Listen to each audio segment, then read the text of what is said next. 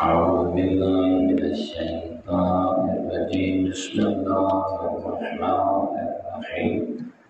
الحمد لله الذي كان موجودا قبل حدوث الأشياء ويبقى بعد فناء الأشياء تفرد بالوليد كذا ووزن كل شيء على بالفناء والعدم كما قال عز شأنه كل شيء هالك إلا وجهه وكل نفس ذائقة الموت وكل من عليها فان ويبقى وجه ربك ذو الجلال والإكرام صلوات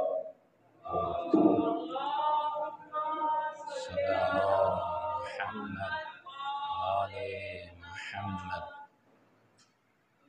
اللہ رب العزت کا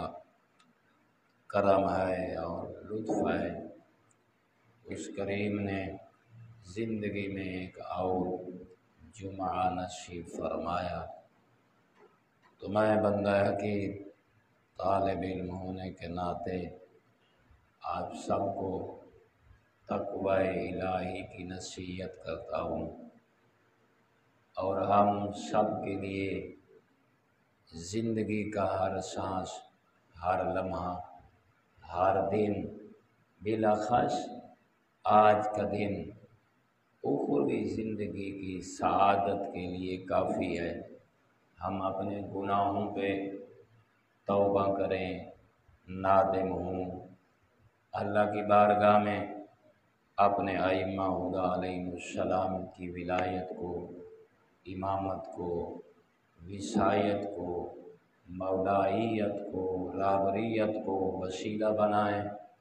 اور اللہ سے یہ وعدہ کریں کہ تجھے سیدہ کی عظمت کا واسطہ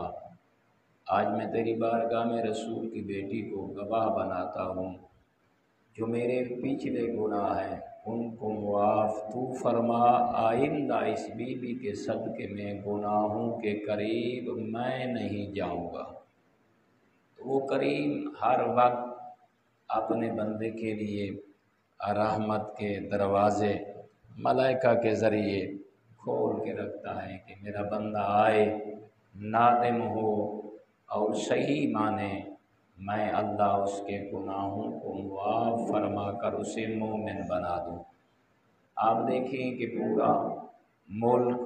مصیبت کی لپیٹ میں ہے، یہ ہمارے گناہ ہیں، اس لیے آپ اگر قرآن کو باغور پڑھیں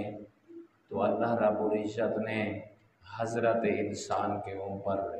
جیسے نماز واجب کی ہے، ایسے ایک دوسرے کے ساتھ تعاون کو بھی واجب قرار دیا ہے، ایک دوسرے کی مدد کو بھی واجب قرار دیا ہے، ایک دوسرے کے حقوق کی ادائیگی کو بھی واجب قرار دیا ہے۔ تمام اس مومنین کو آپس میں ایک دوسرے کے ساتھ سگے بھائیوں کی طرح رہنا چاہیے، یہ قرآن کا حکم ہے، یہ ائمہ ہدیٰ علیہم السلام کا حکم ہے۔ حالانکہ مومن کی تو شان یہ ہے کہ وہ ایک دوسرے کی مشکلات میں سب کا ہاتھ بٹائیں، وہ اپنے آپ کو جیسے اللہ کا قرآن فرماتا ہے انما المؤمنون اخوہ، کہ مومن ایک دوسرے کے بھائی ہیں، وہ بھائی بھائی ہونے کا حق ادا کرے۔ تمام مومنین ایک خاندان کی طرح ہیں، ان میں سے کسی ایک فرد کی مشکل پورے خاندان کی مشکل ہے، کسی ایک انسان کا غم پورے خاندان کا غم ہے، لہذا سب لوگ دوسروں کی مشکلات میں خود کو شریک سمجھتے ہوئے ان کی یہ خواہش اور تمنا ہوتی ہے کہ جس طرح راحت اور آرام اور خوشیوں میں سب ان کے ساتھ شریک حال رہے ہیں، مشکل اور پریشانی کے اوقات میں بھی وہ سب ایک دوسرے کی مدد کریں، ایک دوسرے کا ہاتھ بٹائیں اور ایک دوسرے کے کام آئیں۔ اگر آپ بغور اپنی زندگی کو اسلامی دھارے میں دھارتے ہوئے آپ فکر کریں، اپنے عقل کو استعمال کریں، تو یہ حدیث انسان کے جسم میں ایک اثر رکھتی ہے، خون کو وہ کہتے ہیں چھول دلانے کے لیے کافی ہے۔ رسول اکرم فرماتے ہیں تعاون کے بارے میں، انما المؤمنون فی تراحمہم وتعاطفہم بمنزلۃ الجسد الواحد۔ فرمایا جو آپ اکٹھے رہتے ہیں تمام مومنین آپس میں ایسا میل جول رکھیں، ایسی محبت ہونی چاہیے، کیونکہ مومنین کے وجود ایک دوسرے سے الگ نہیں ہے بلکہ ایک ہی وجود کی ماند حضرت مومن انسان ہے۔ اگر ایک کے جسم کو نقصان پہنچ رہا ہے تو وہ یہ سمجھے کہ وہ میرا جسم ہے جسے نقصان، اگر انسان ایسا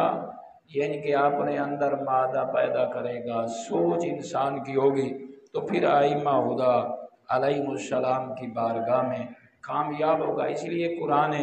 مجید کی آیت ہے وَتَعَاوَنُوا عَلَى الْبِرِّ وَالتَّقْوَىٰ، یہ حکم الہی ہے، یہ قرآن کا حکم ہے کہ نیکیوں میں اور تقویٰ کے کاموں میں ایک دوسرے کے ساتھ تعاون کرو،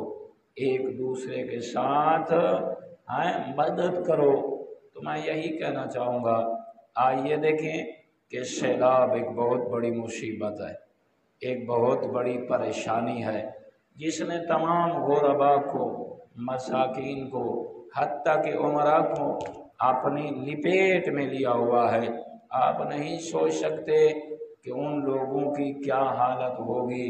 جو اس کی طرف، اس آفت کی طرف، اس مصیبت کی طرف، اس پریشانی کی طرف متوجہ نہیں تھے، اچانک ان کے سروں پہ یہ مصیبت منڈلانے لگی۔ صرف منڈلائی نہیں بلکہ ان کے کتنے افراد ہیں جو لقمہ اجل بن گئے، ان کا مال ہے، حتیٰ کہ ان کے جو آپ دیکھیں قیمتی اثاثجات ہیں وہ سارے کے سارے پانی میں بہہ گئے۔ اتنی غربت کا عالم ہو، تنگ دستی کا عالم ہو، پھر اتنی بڑی آفت کا ایک غریب آدمی پہ ٹوٹ پڑنا، یہ قیامت سے کم نہیں ہے۔ لیکن اللہ رب العزت ان آفات کے ذریعے، جیسے ایک سیلاب آفت بنا ہوا ہے، آزمائش بھی ہے کہ اللہ دیکھنا چاہتا ہے وَتَعَاوَنُوا عَلَى الْبِرِّ، کہ اس نیکی میں کون ہے جو ایک دوسرے کا درد رکھتا ہے، کون ہے جو خود تو ایسی بستی میں رہتا ہے، ایسے محلے میں رہتا ہے، ایسی جگہ میں رہتا ہے، وہاں تک یہ مصیبت نہیں پہنچی، لیکن وہ لوگ جو اس کے ساتھ اٹھتے ہیں بیٹھتے ہیں دور کے صحیح، لیکن ان پہ جو یہ آفت ٹوٹ پڑی ہے، اس کے اندر کتنا وہ جوش ہے، جذبہ ہے، مالی طور پہ اپنی دعاؤں میں، یا وہ لوگ جو ان کی مدد کر سکتے ہیں ان کی مدد میں یہ کیسے بھاگ دوڑ کرتا ہے۔ آپ کا اور ہمارا فرض ہے کہ ہم دعاؤں میں اور وہاں تک پہنچ سکتے ہیں تو پہنچنے کی کوشش کریں، مالی طور پہ مدد کر سکتے ہیں مالی طور پہ مدد کریں، ہم ان کے سامان کو نکالنے میں مدد کر سکتے ہیں تو ہم جائیں، حتیٰ کہ ہم ان کے پاس جا کر انہیں دلاسا دیں اور ان کا دل خوش ہو جائے، تو یہ ہمارے لیے بہت بڑی عزت بھی ہے اور ائمہ ہدی علیہ السلام کو راضی کرنے کا بہانہ بھی۔ لیکن ہم نے فقط یہ نہیں کرنا کہ فلاں کے ساتھ یہ ہو گیا، فلاں کے ساتھ یہ ہو گیا۔ اگر آپ غور کریں اس حدیث کو، بغور آپ سمجھنے کی کوشش کریں، پیغمبر اعظم صلی اللہ علیہ وآلہ وسلم محمد وآل محمد، پیغمبر فرماتے ہیں من اصبح لا یہتم بامور المسلمین فلیس منہم، فرمایا جو ہمارے دامنگیر ہونے کا دعویٰ کرتا ہے، اگر ایک صبح میری امت کے کسی فرد نے کی اور اس کی ایک صبح میں مسلمانوں کے جو معاملات ہیں، جو حالات ہیں، اس نے فکر نہ کی، اپنے لیے سوچا، تو پیغمبر فرمانا چاہتے ہیں پھر اسے یہ بھی میں رسول اللہ بتلا دینا چاہتا ہوں، وہ اس دنیا میں زندہ رہے تو وہ ہم ائمہ ہدی کا کچھ لگتا، بھائی اسے یہ نہیں سوچنا چاہیے کہ میں رسول اللہ کا امتی ہوں۔ مولا نے فرمایا جو مسلمانوں کے معاملات کے بارے میں اور ان کے حالات کے بارے میں ایک صبح کرے اور نہ سوچے کہ وہ ہمارے جو بھائی ہیں مسلمان ہیں، قرآن پڑھنے والے، کعبہ کی طرح منہ کر کے نماز پڑھنے والے، ان کے ساتھ کیا بیت رہی ہے ان کے بارے میں فکر نہیں کرتا، سوچتا نہیں ہے، ان کے مسائل کو حل کرنے کی جد و جہد نہیں کرتا۔ پیغمبر فرماتا ہے وہ میرا امتی نہیں ہے، وہ علی ولی کا شیعہ نہیں ہے، میرے بیٹے حسنین کریمین کا رعایا۔ آپ دیکھیں ہماری کتنی صبح گزر گئیں، ہم ایک دوسرے کے بارے میں سوچتے نہیں۔ پھر فرمایا وَمَن يَسْمَعْ رَجُلًا يُنَادِي، فرمایا اگر کوئی مسلمان کسی کو مدد کے لیے پکارتا ہے اور اس کی آواز اس کے کانوں تک پہنچتی ہے، یہ اس آواز کو انسنا کر دیتا ہے، تو پھر میں ایک جملہ کہتا ہوں، طالب علم ہونا، آج دنیا میں تم نے اس مصیبت زدہ کی آواز کو انسنا کر دیا، وہ وقت دور نہیں جب معاشر کا دن ہوگا، شدید گرمی ہوگی، پسینے میں تو ڈوبا ہوا ہوگا، تجھے بھی سہارا کی ضرورت ہوگی، پھر تو رسول اللہ کو آوازیں دیتا رہے گا، آمنہ کا لال بھی انسنی کر دے گا۔ پھر معاشر کی گرمی میں، مصیبت میں، جیسے تو ادھر رسول اللہ کی احادیثوں کو اہمیت نہیں دیتا، فرامین کو اہمیت نہیں دیتا، ارشادات کو